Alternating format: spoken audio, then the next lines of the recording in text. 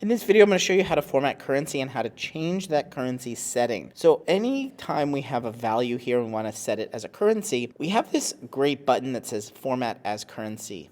It's next to the percentage sign here in your menu bar. And we can take any value, select it, click this dollar sign, and it's going to format it as a dollars. But what if we want to change it to some other currency? This Format as Currency button is actually based on the locale. So we're going to go up to File, Settings, and the locale right now is set as United States. In order to change it to a different currency, we need to change the locale where that currency is located. You'll see next to it here, this says, this affects formatting details such as functions, dates, and currency. Let's change it to United Kingdom. Save and reload. We will have to reload our sheet. And you'll notice now that the United Kingdom has pounds. So we can change our values very quickly to pounds. Let's see what else we can set it to. We can set it to something like Taiwan. Save and reload. And you'll see we have a different currency here.